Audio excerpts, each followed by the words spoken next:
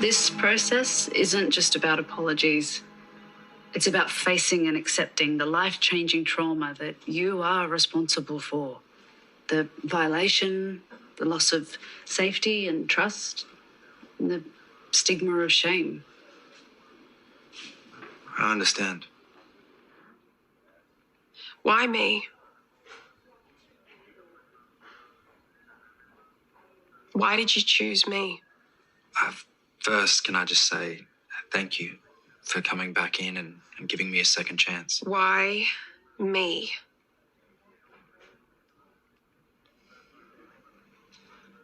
It wasn't about you. It could have been anyone. But you chose me. You weren't watching your drink. You were careless. I saw an opportunity and I took it. So let me get this straight. You're prowling around, waiting to pounce. Everyone else is having a great time, while you're just waiting for someone to take their eyes off their drink for 1 second. Because that's the only way you can feel powerful. That is not powerful. That is pathetic. And then you follow it up with blackmail. What kind of a person does that? You are pathetic, and I am not afraid of you. Oh, you are nothing. You gonna let her speak to me like this? Felicity has every right to speak her truth. That's what this process is all about. I came in here needing to know what happened to me and why. But I have just realized that doesn't matter. It doesn't matter one bit. None of it matters because you don't matter. And you will never hurt anyone else ever again. Jeremy, would you like to respond? I don't want to hear it. We are done.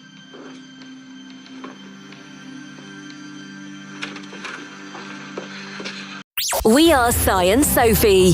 This is Coastal News, a home and away podcast, your weekly episode companion podcast for your favourite Aussie soap.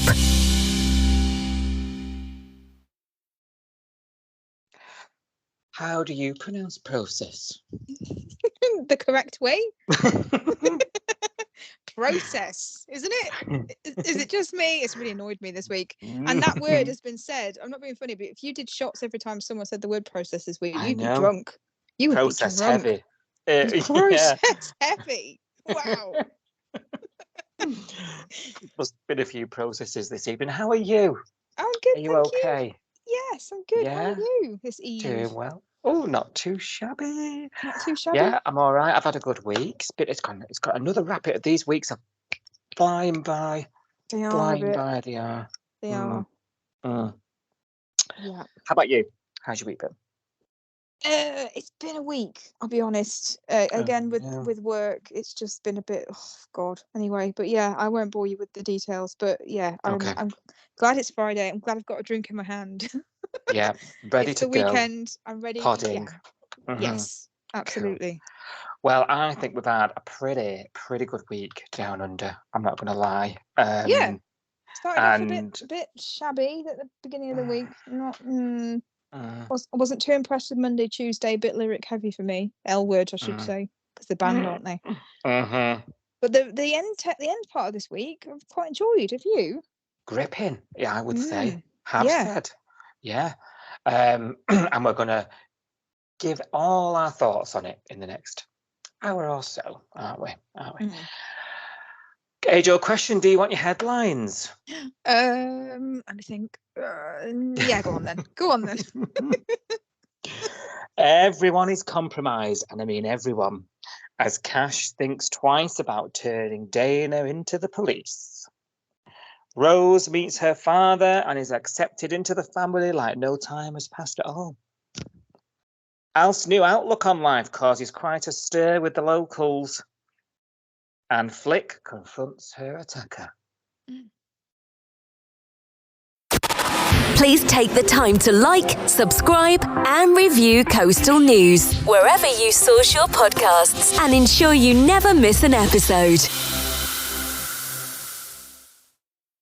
Right, let's start with our new segment, Lyric in a Minute, so we can get through those first couple of days you've just alluded to in the intro as being meh, and then we can get on with the real action, shall we?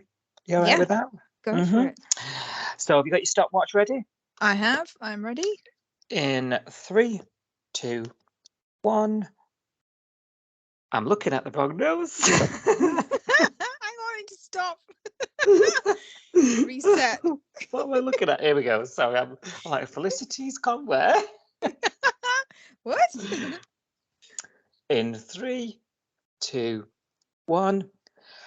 You'll notice this week Justin was trying to get Theo to write his own stuff and get into his own solo headspace while Lyric was imploding down the road. But reluctantly, Theo was going along, but was putting up quite a lot of resistance. Kirby, though, she's writing away, and Forest Duke there's very happy with the progress. Full steam ahead for Kirby's solo career on its way.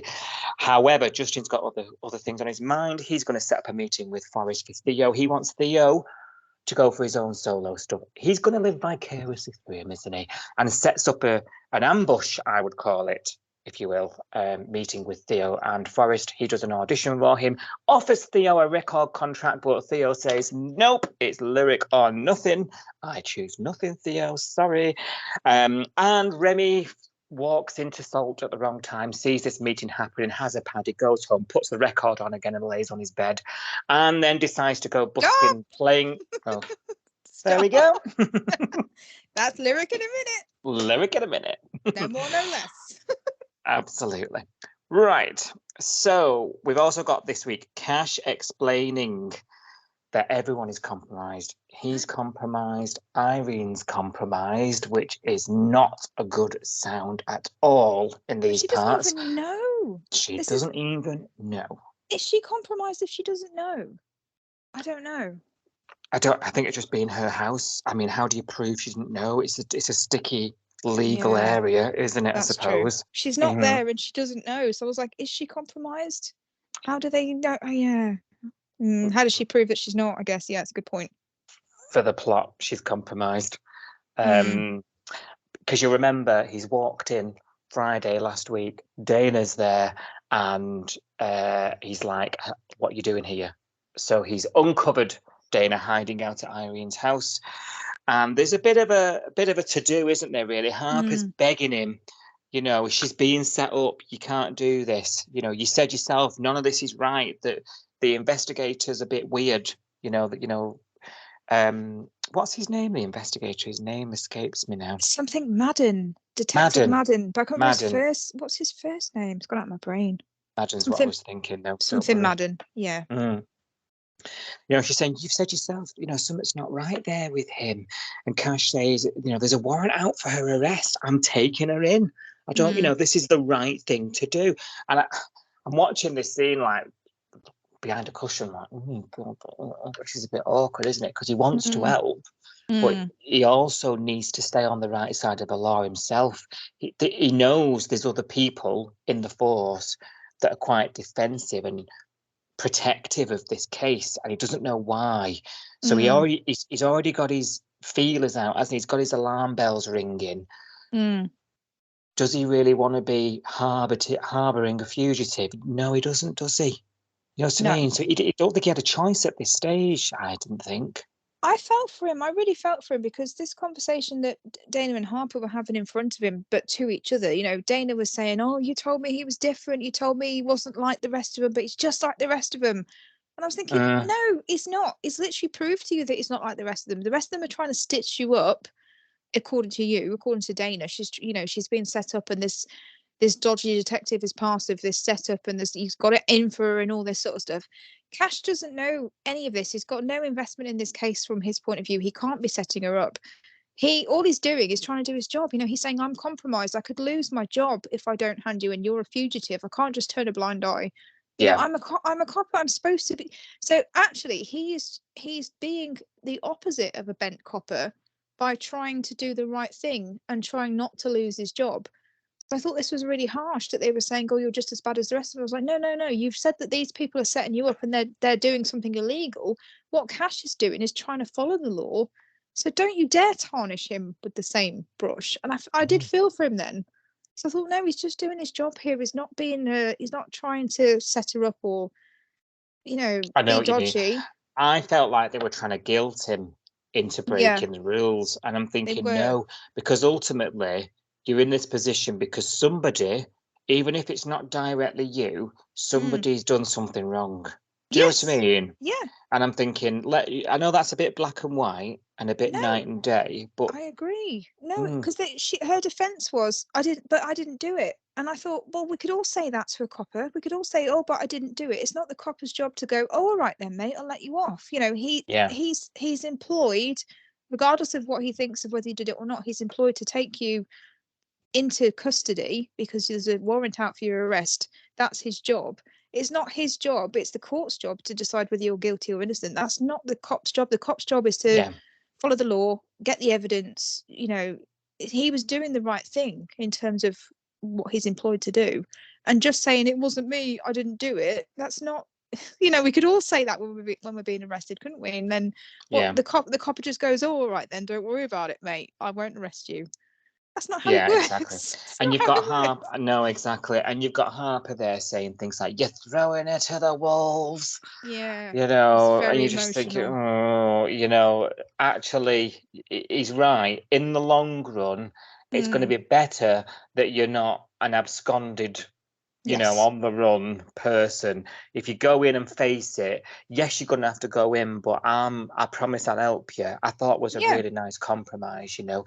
And then it takes out Harper out of it. It takes him out of it. It takes Irene out of it inevitably when she realizes she's inadvertently been stashing a criminal in the downstairs bedroom. Do you know what I mean? Like it just, it's a bit selfish and a bit narrow-minded to think, well, we believe she's innocent, so everyone should, you know, come into our line and get in line. You know, I think it's a bit selfish.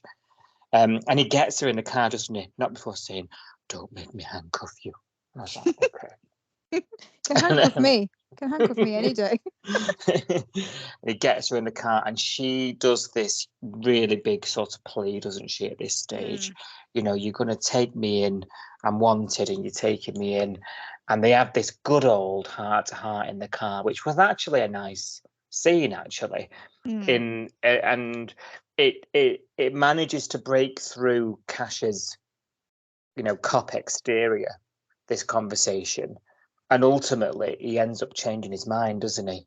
And getting and taking her back in, and agreeing that, look, we're going to look into this together, but you absolutely, nobody can know that you're here. And you're just like, well, it's not going to last long, is it? No. I'd imagine that Cash is already under the microscope at work with the amount of stuff that he's done in the last couple of years. I just can't believe he's taken this risk, to be honest. And they've sent Madden out. They've sent him all the way up there to find out what he's up to, why he's sniffing around that case. It's not going to last long at all, is it, this? And no. She's going to end up taking them down.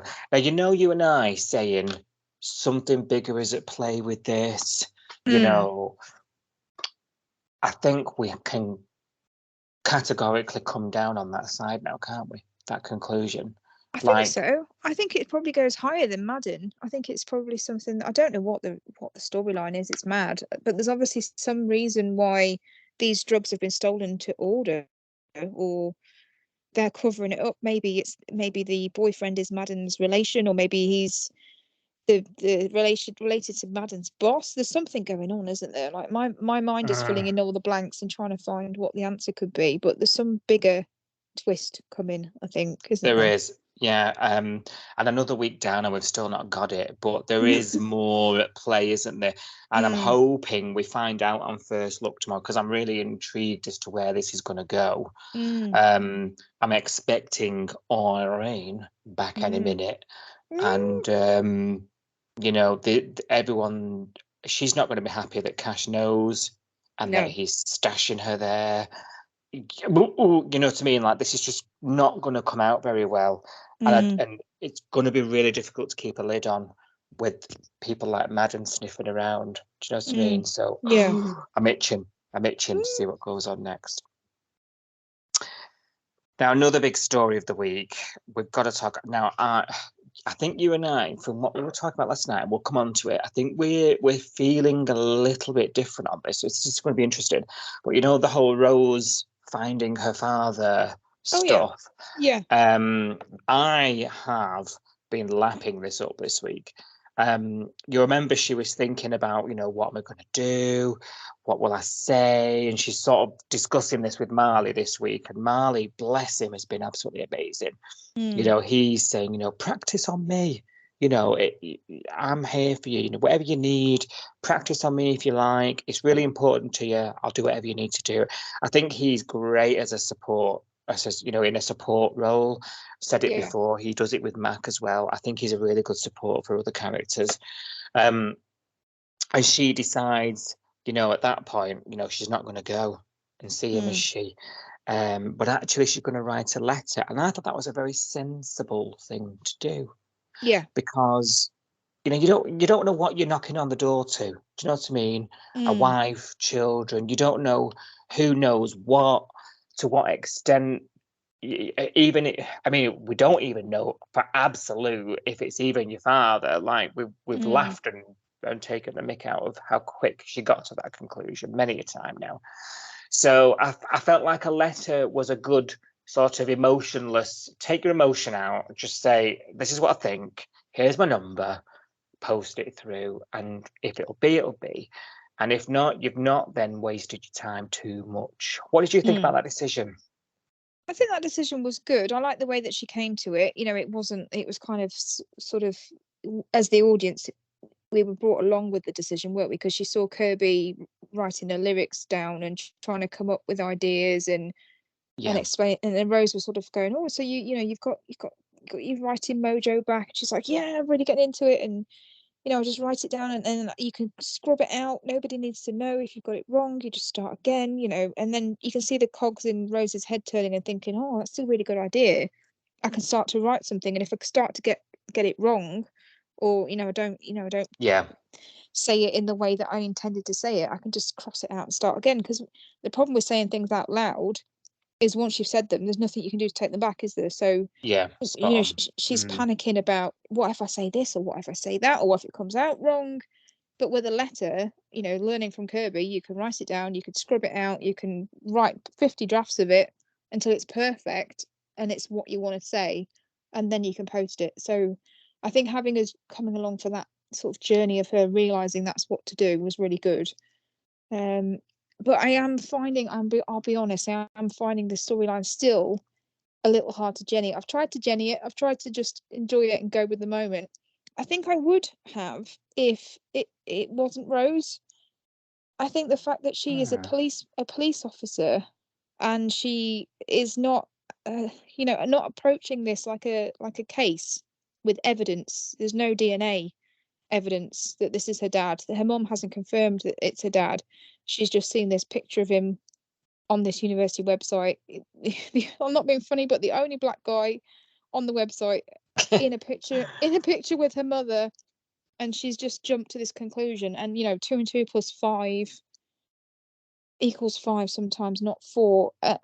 I think if it'd been anybody else, I might have been able to Jenny it a bit more than I have, but I've not been able to go with it just simply for the fact that she is a police officer, and I don't feel like, I think you'd need more evidence. You naturally, logically. Time and time again, we talk about Rose and her police skills, don't we? Let's say, because you would expect somebody in the force to have a certain way of thinking. Yes. I would expect anybody else, any other character, even myself, for example, to get really swept up with that. Oh my God, the dates. Oh my God, that must be him because my mum's there and they were there together. And I'm 20 something years old and the dates match up. And oh my God, that must be him. Oh my God, I'm going to write him a letter. Like people are like that, aren't they, and get quite swept up in the moment. And but you believe what you want to believe, don't you? Like, you know, if you're not if you're more of an emotional thinker rather than a logical thinker, you would get swept up in it and you would just be like, oh my God, it's got to be him. But because she's supposed to be logical, she's supposed to collect evidence, she's supposed to prove things before jumping to conclusions. That's her whole job. I'm finding it a little bit difficult at this point, I'll be honest. It's understandable because you're right. And we talk about her believability as a policewoman quite a lot, you know, when things come up like this and storylines that she's involved in. And she doesn't seem to think like a cop. I'm watching these scenes, not even thinking about what her profession is, because a cop would approach this in a different way, I think. You know, a cop would be like quite forensic about it, wouldn't they? You would expect. You'd hope so. Imagine if it was Cash. A good cop. Yeah, I think Cash would need more evidence, wouldn't he? He's for all his faults, and let's be honest, he has got faults. They all have. But for all his faults, I think Cash would need more logical explanation, you know, more proof, more evidence. Yeah. You know, his mum to confirm that was his dad, or, you know, DNA test, or she's got so much that she could do. I mean, not legally, let's be honest. You know, she does some searches on him. It's not an open case that she's investigating, but she's got the tools at her fingertips to do stuff that could confirm that he's the dad or her dad. Yeah. That she's not using, which makes it feel a little bit. And the dialogue with her and Samuel is like she already believes is the dad. It doesn't feel to me like because I think I would have approached it differently. I think I would have gone to see him and say, I'm so and so's daughter that you knew from, you know, you were her lecturer at university. Do you remember her? Can you tell me about you know, you and my mum? Did you know, how did you know each other? Did you know each other well? I think I'd have gone about it a different way. I wouldn't have just been like, I think you're my dad. Yeah, I don't think I'd have been so outright with it. Yeah, you're right. And I think again, we circle that back to her believability as a policewoman. I think had she had any other, if she wasn't a policewoman, I don't think we'd be doubting it. I think we'd be going, oh yeah, do a DNA test, but I don't think we'd be doubting it so much, you know. Yes. If it was somebody else, because you would be led by the emotion. I think I've got swept up in it, and I'm like, you know, I'm not even thinking about her being a policewoman at this stage. That's because that to me is so. The connection's not there anyway, no matter what she's investigating. True. And I'm sure she does. She writes a letter, she puts it through, and he rings her quite quickly, you know, and wants to meet her. So she goes up there to his lovely home. Can we just say that when he rings her, she seems to recognise his number, even though she's never spoken to him on the phone before. She gave him her number in the letter. But when her phone rings, she looks at it like she knows who it's going to be, and I was like, it could be anybody. That was another thing that annoyed me this week, and I couldn't get out of this headspace of this is not believable. I'm sorry. Maybe it was the area code that it came from. Maybe. I don't know. And she was like, "Oh yeah, I've been up there to post a letter." I'll try and Jenny it. Okay. Yeah. Okay. Yeah. Give it a go. Give it a go. Yeah. And she goes up there to this lovely house, as I say, a gorgeous house. Something, university lecturer. Yeah, got a lot of cash. And because I'm just thinking, girl, what cash has he got? As somebody that works in a university, no, they don't. Well, this one does. And this to me is these lovely scenes that I've been talking online with other viewers this week and listeners of the podcast, and been sort of saying, this is fleshing Rose out for me. This is just what Rose needed, other than, you know, the whole Xander relationship and this Marley relationship that's not working for me. What else is she? And to me, learning this about her backstory, and I'm just here for this whole self-discovery stuff that we're going on. So I think I'm there. I think I'm more bought into it. So these conversations where they're talking about, you know, why why didn't you try and contact me? And he's like, bombshell, I didn't even know you existed. So then I'm thinking, well, mum's a bit of a wrong un, and all we've heard is how great mum is from Xander. You know, why is mum not telling nobody about her? And then I feel really sorry for her because he uses the wrong words like you would in those situations. He says the word mistake. You know, we all make mistakes. Oh God, I'm a mistake. I think I messaged you that I went home like, God, we didn't get 3 days of Rose thinking she was a mistake. Well, to be fair, she was. I don't care what he says. He was married to someone else and he was having an affair, and her mum got pregnant. Like, she wasn't planned, was she? Well, he does say it wasn't sordid. I did love her. Yeah. I went to go and find her at the share house, but she was gone for dust. And you're just like... And this was back in the day when we didn't have mobile phones, and this made me feel really old. Well, I was doing a bit of maths here. When was she born? 98? She said she was 26.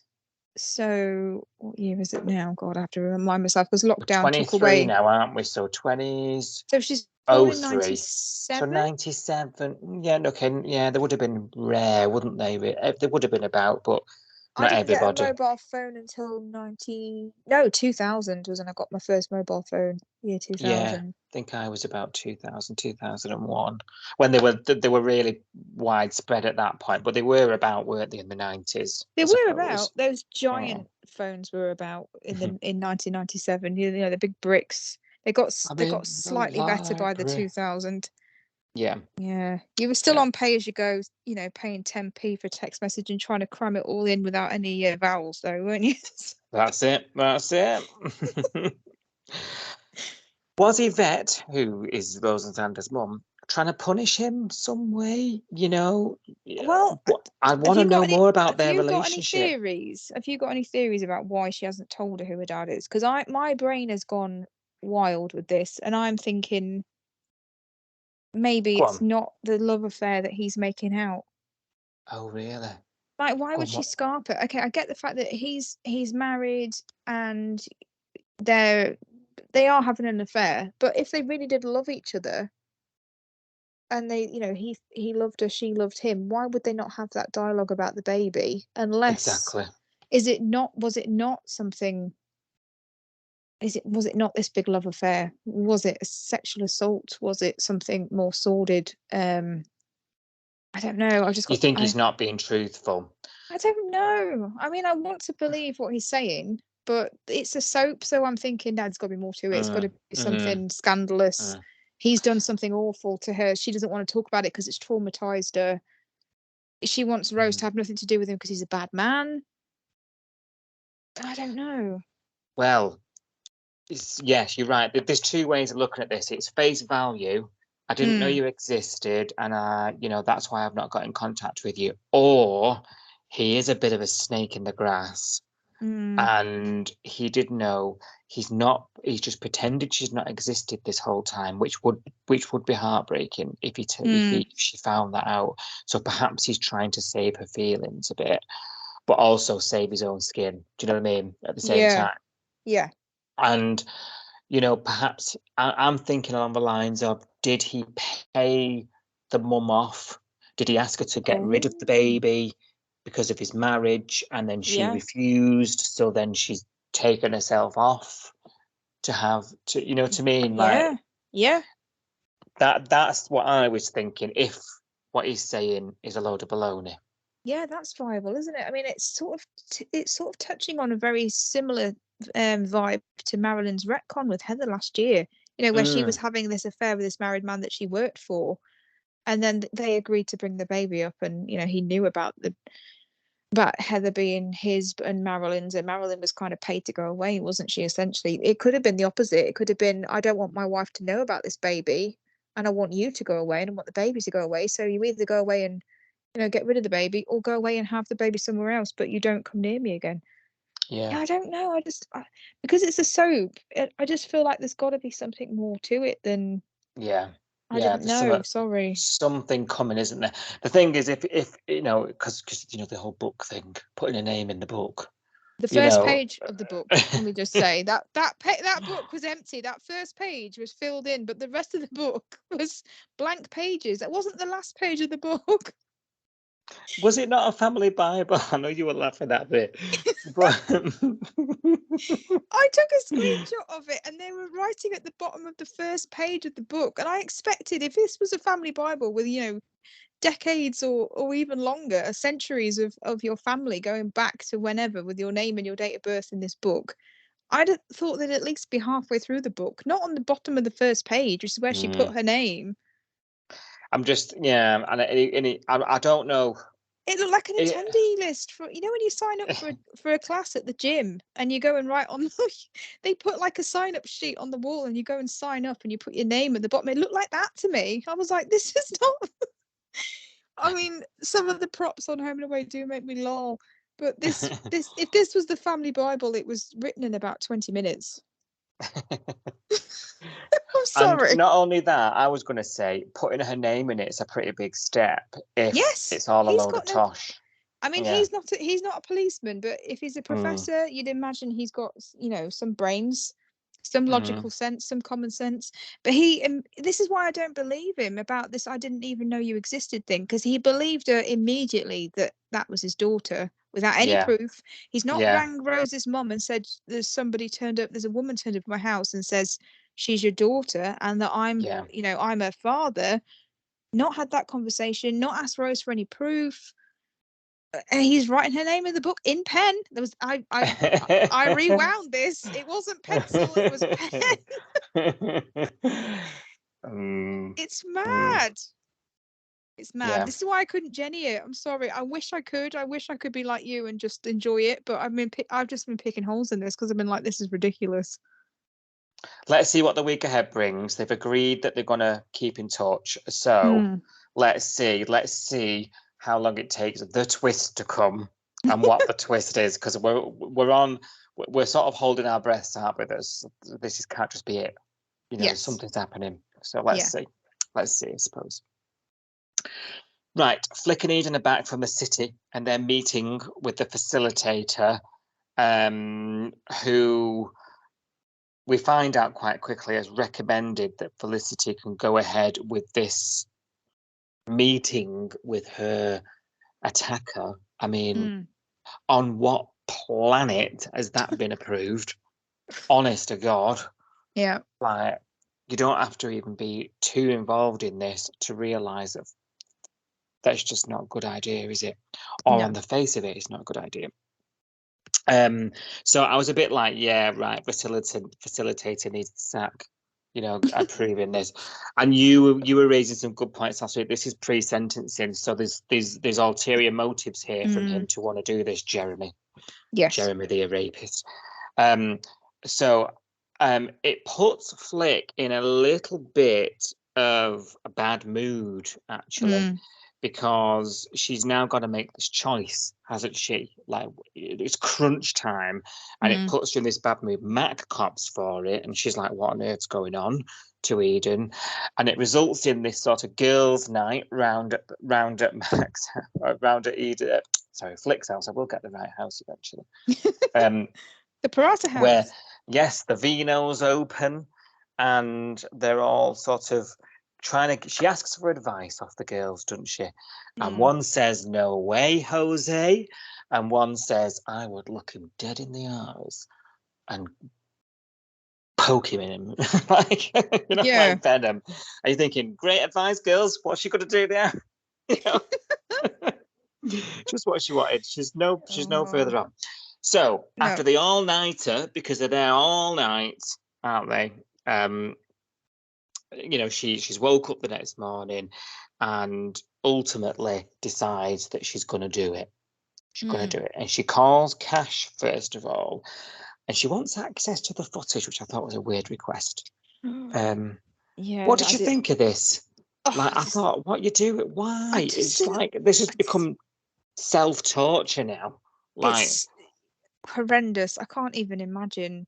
I mean, obviously, I you try and put yourself in this character's shoes, and it's difficult to do that anyway. It's such a horrendous storyline.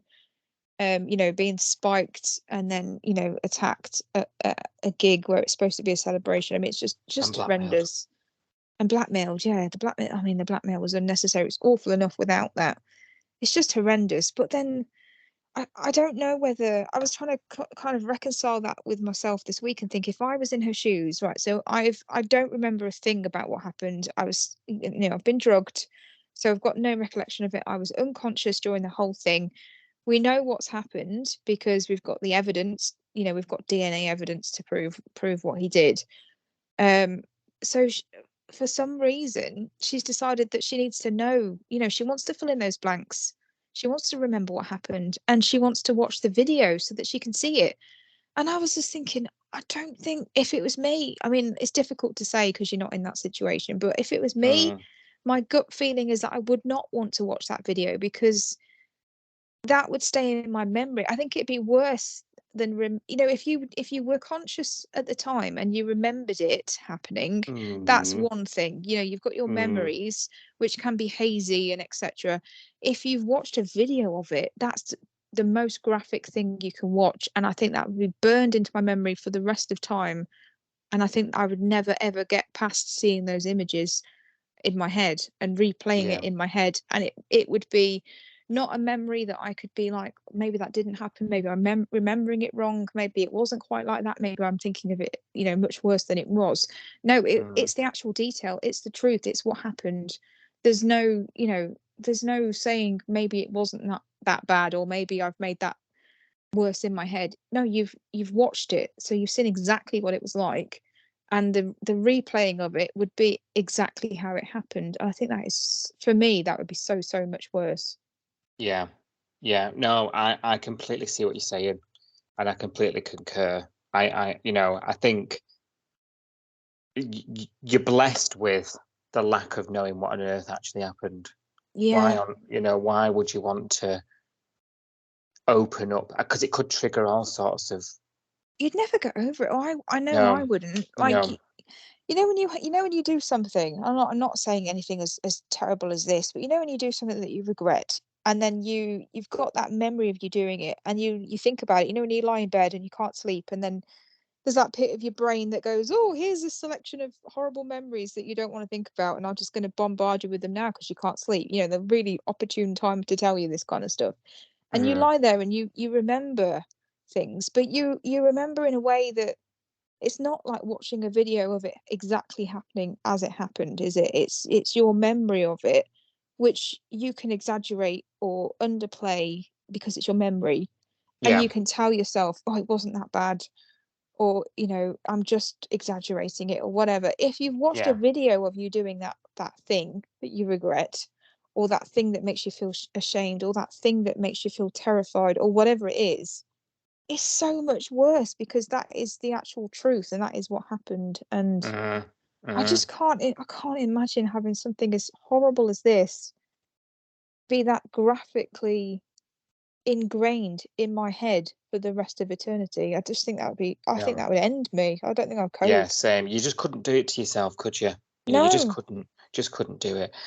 And Cash isn't prepared to do it to her either. And he refuses, doesn't he? And she says, well, I'm off down to YCPD anyway, so I don't care. With or without you, she tells him, but I do want my brother by my side. So he's guilted into following her there and helping facilitate it.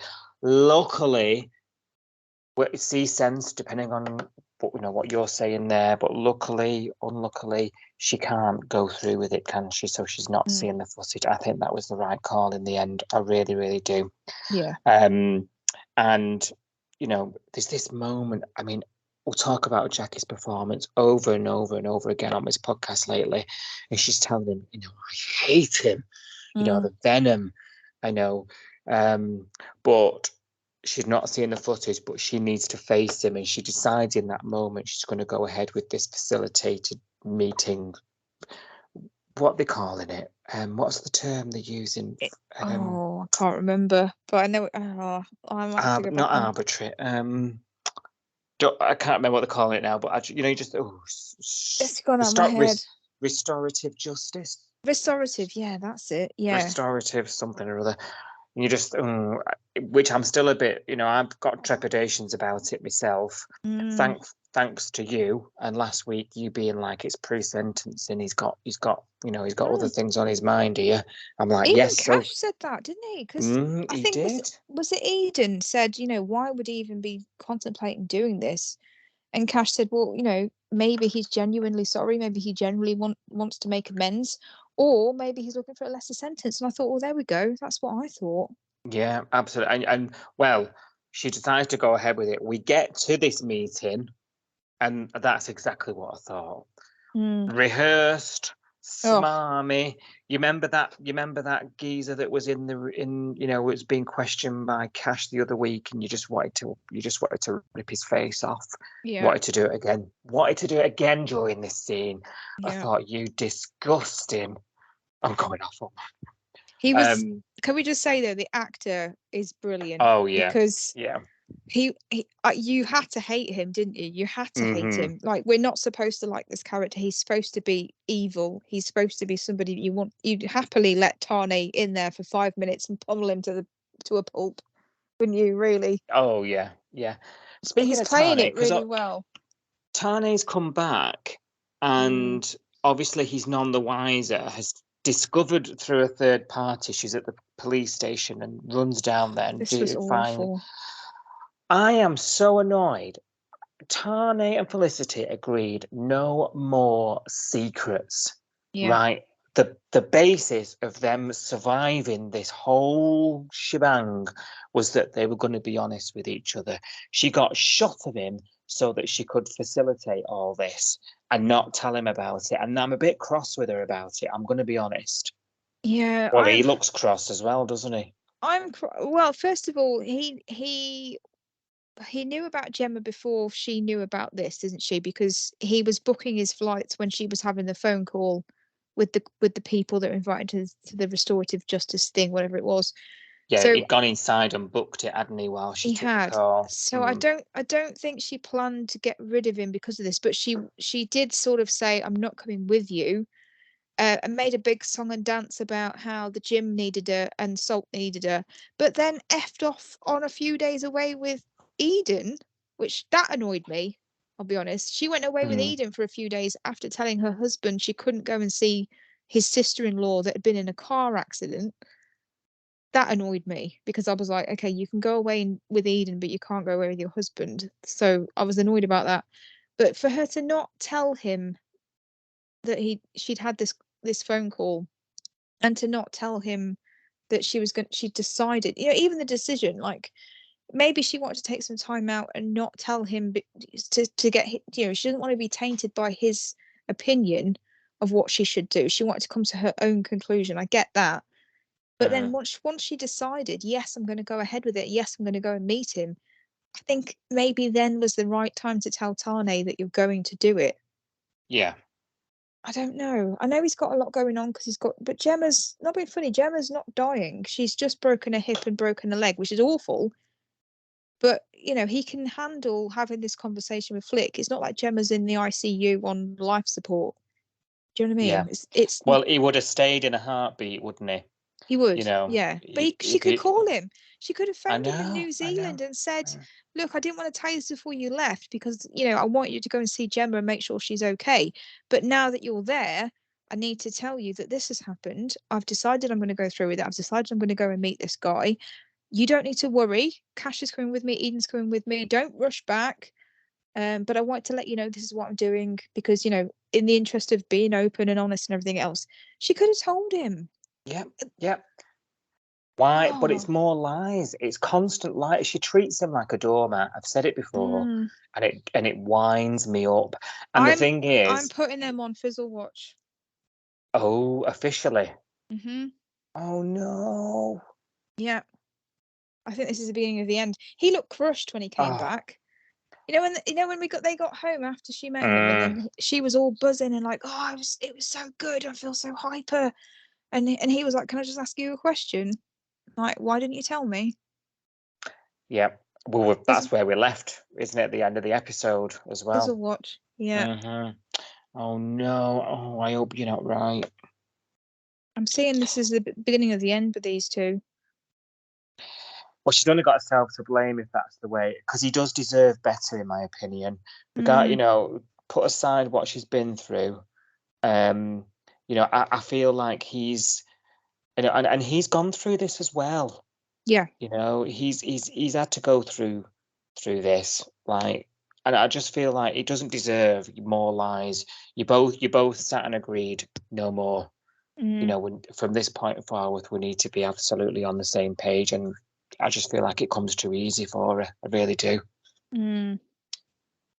It's a watch. Right.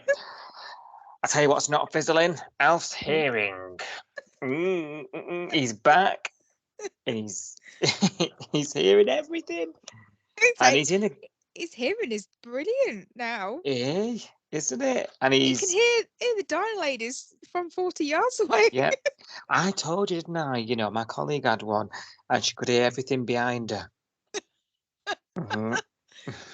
Oh my God. There's some things that you wish you didn't hear though, isn't there? I think I don't think I'd want sonic hearing where I could hear everyone talking behind my back, literally. No, ignorance is bliss. Yeah. It is, isn't it? And he's in a great mood, isn't he? I'm thinking. Yeah. Ooh.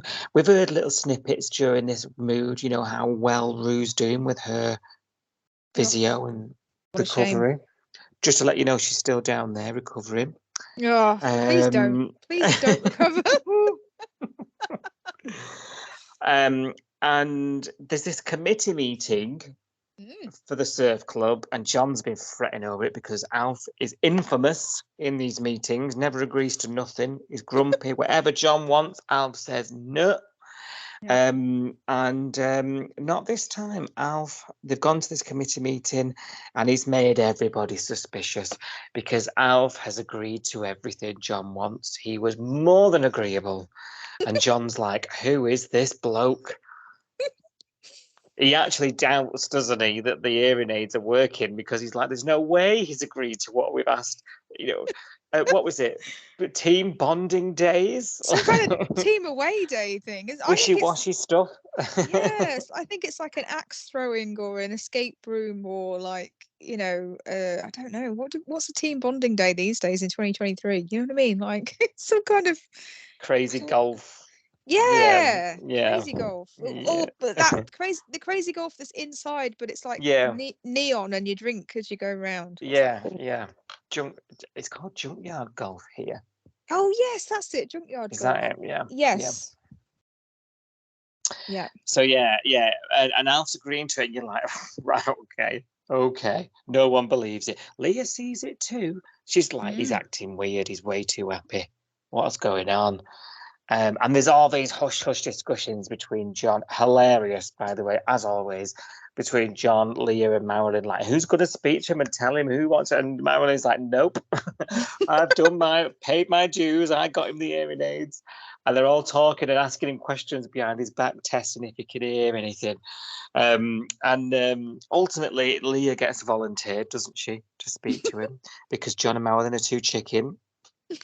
But seemingly they're absolutely fine. We learn that the feature that Alf absolutely loves about this hearing aid is that you can turn them on and off when you like.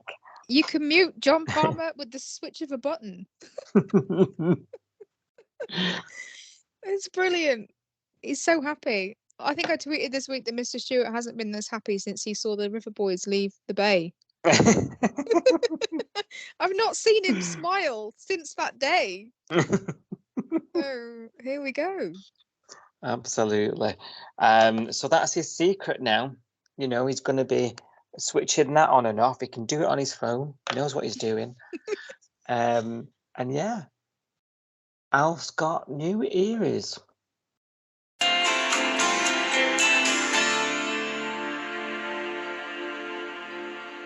Right, Si, it's that time again. Your say on the bay time. Are you ready? Yes. Oh, yeah. You ready? You ready?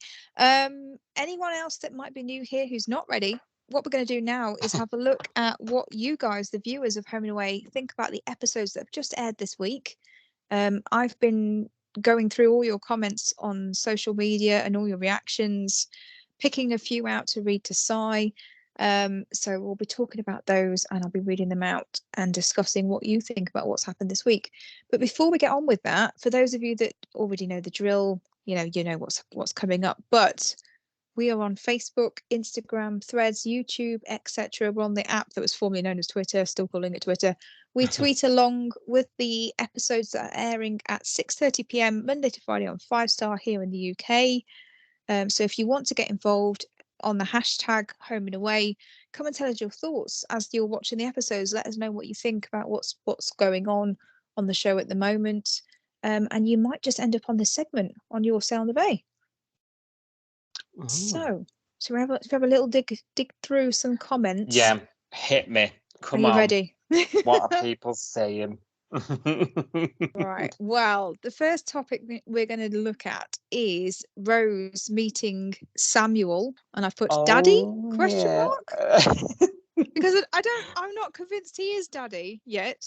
And if you go back into the main episode of a few minutes ago, you'll hear all my thoughts about why I'm not convinced that he is Daddy, and why I'm not Jennying it. Why I'm not just going. Anything can happen at this point. You and I feel slightly different, don't we, about this? So this will be interesting.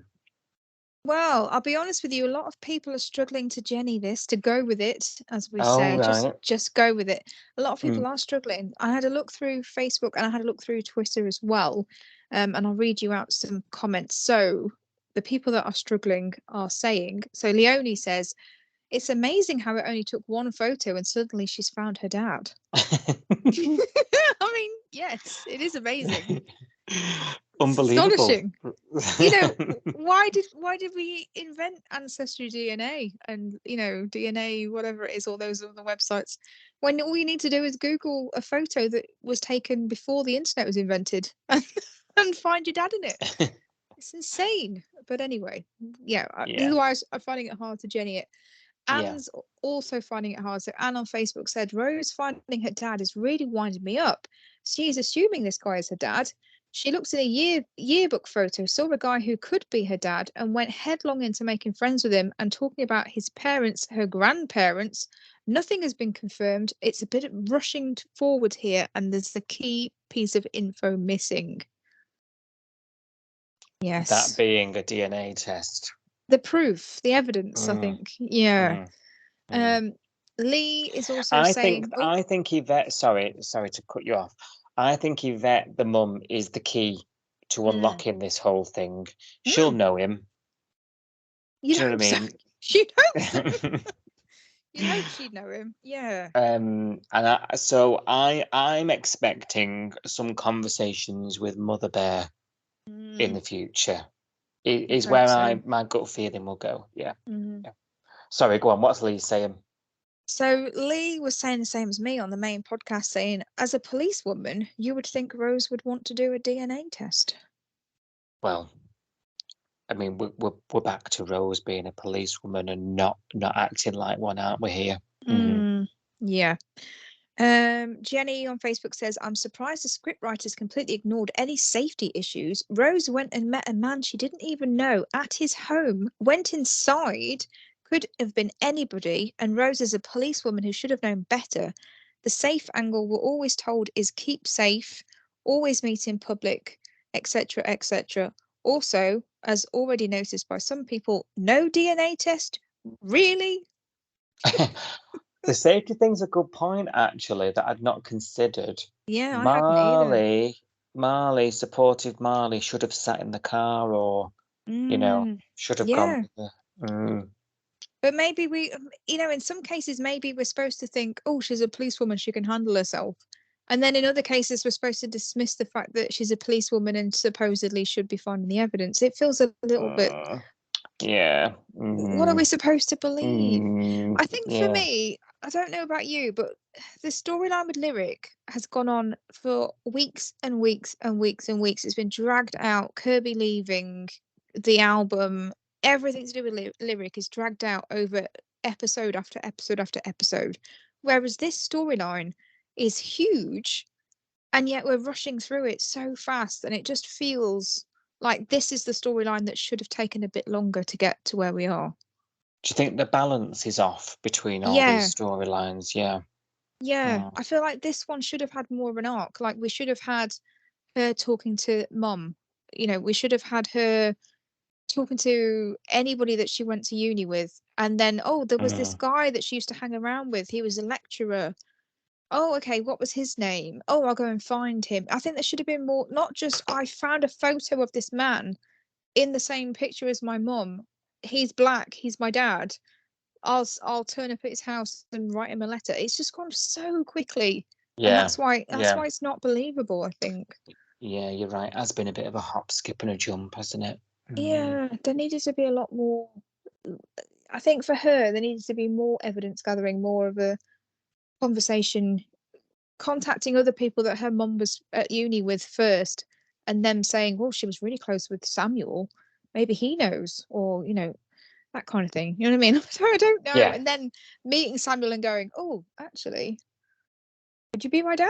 Did you have a relationship with my mom? You know, there could have been more of a dialogue, whereas it wasn't. It was just kind of unbelievable.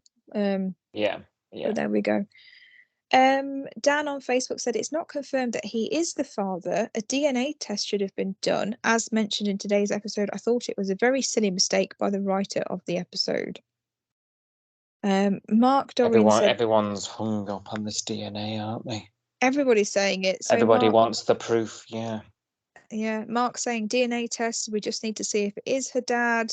I mean, I think as viewers, we're asking for proof, aren't we? I don't think it's just Rose. I think we're asking for the proof because we are, you know, we are well-weathered soap fans here watching this show. We know what happens. We know without DNA evidence, everything is up in the air until you have that confirmation. Anything could happen. So I think it's proving to us as the audience that we need to know for sure that's her dad without just being, you know, told to Jenny it. Body Queen on Twitter says, as if she's found her dad that quick, FFS, and then a bunch of eye-rolly emojis. Emily on Twitter says, I'm sorry, but you would need a DNA test to be sure. Julie on Twitter says, and he's not even asked for a DNA test or spoke to Rose's mother, and he's got her signing the book. Yeah, it's a good point.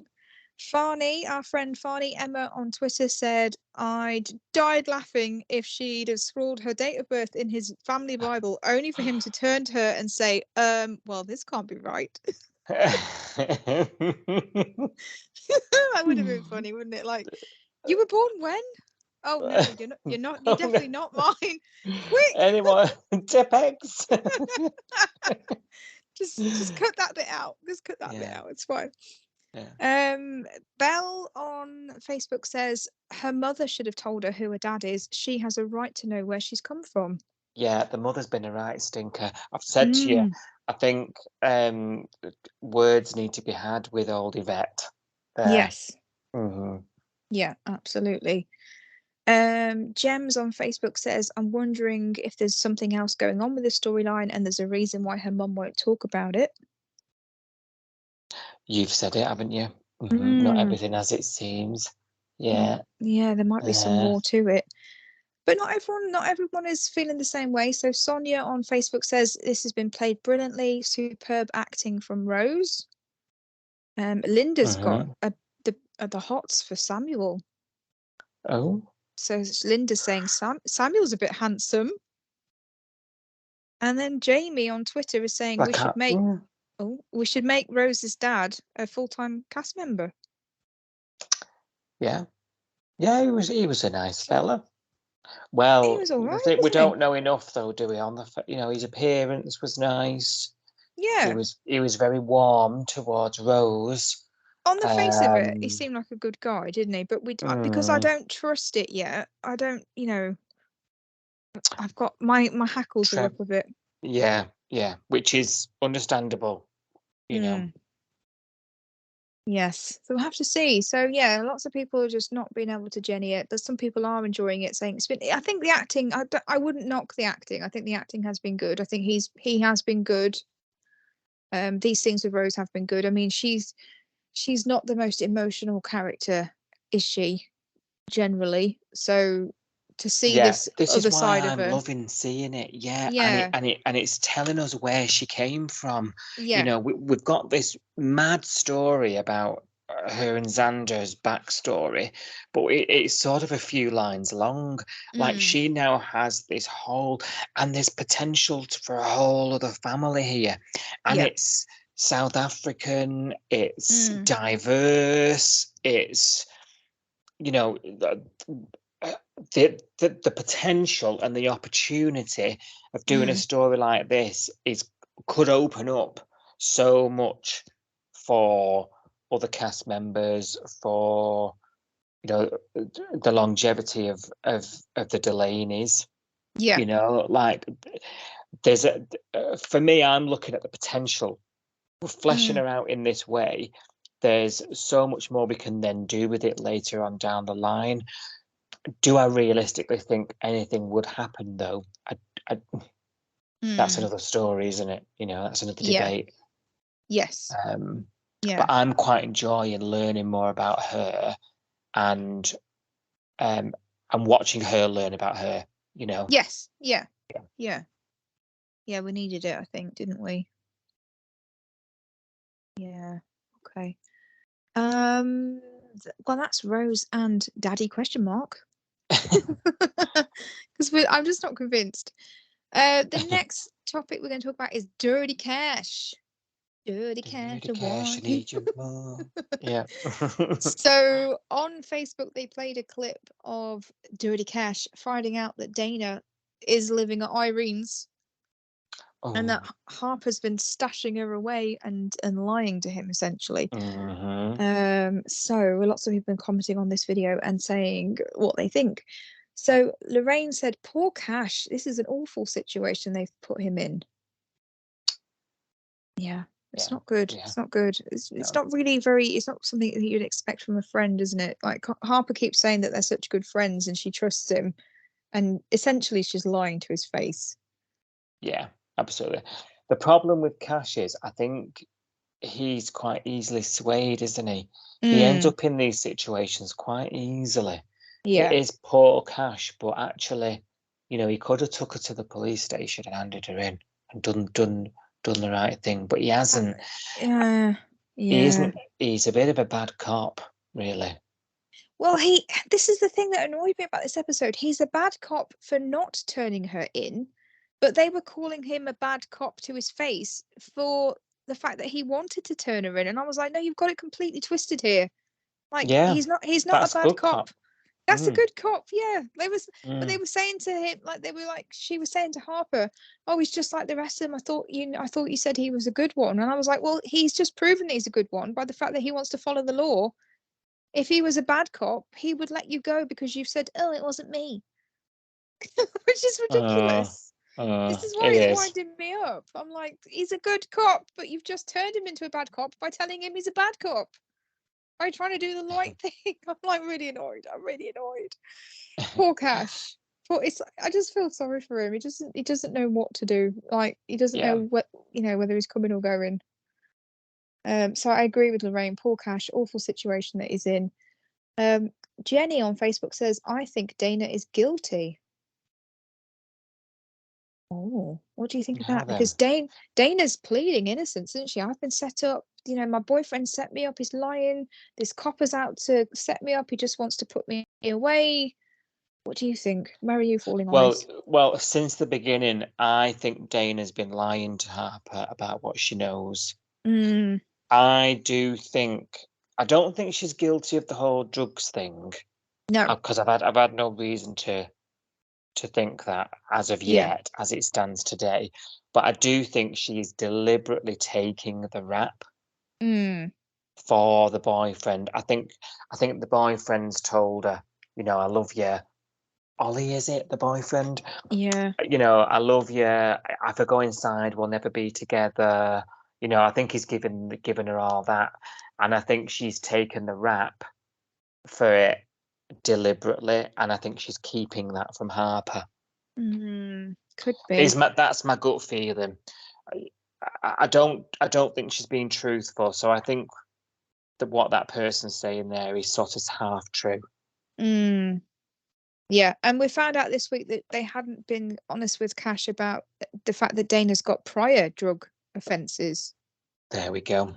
So they're already lying about, she's already had a brush with the law. She says it was party drugs, it was years ago. But we don't know, do we? This is the first time we've heard about it. So but that could also be Ollie related. It could be, yeah, we don't. It sounds like it was when she was a teen, but that can't have been that long ago, can it, really? In the grand scheme. Laura's been pretty forthright with her opinion, really. She said she's awful and so stupid. Oh gosh.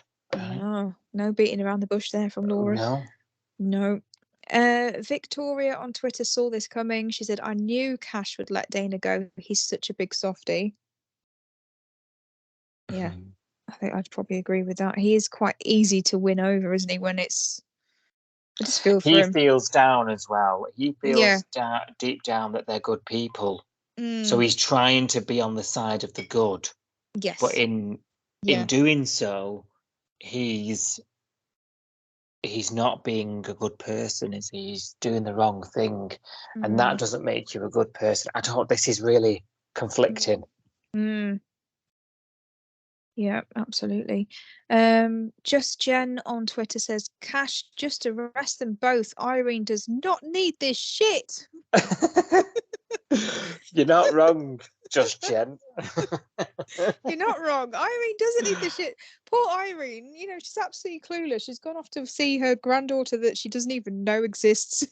She's gonna be go and have a chat. If you listen to last week's Your Say on the Bay, you'll understand what I mean by that.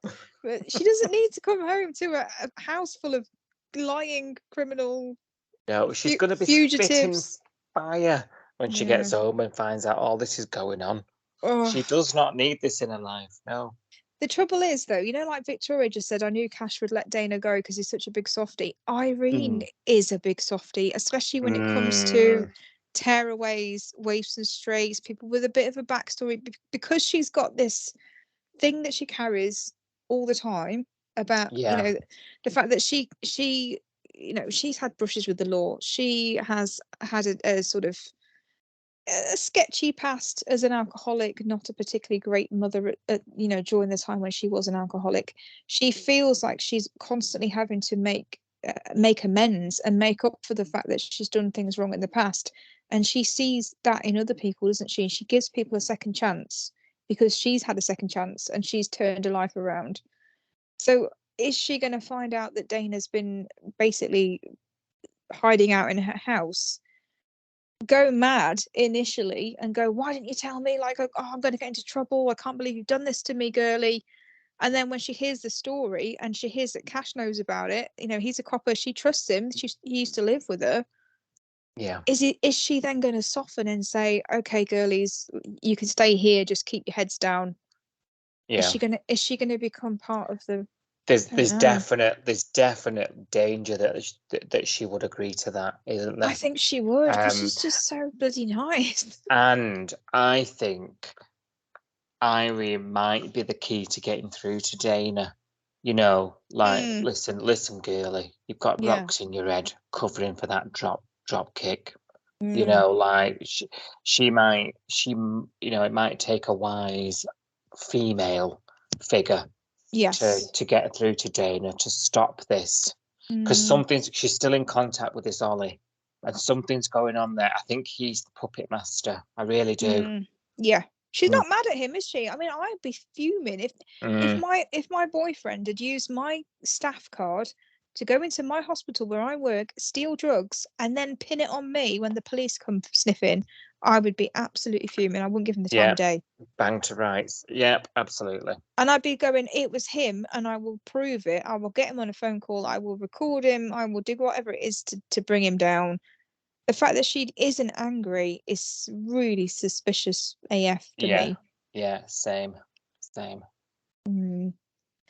Well, Leslie's got a foreboding comment. Leslie says they'll all end up in the clink. Might be right, Leslie. You might be right. God, another mugshot from Irene. Can we handle that? I don't think we can. She's had a few in the past, hasn't she? I think there was Angie Russell one, when they thought that she was Angie Russell's murderer. It's about time it was updated.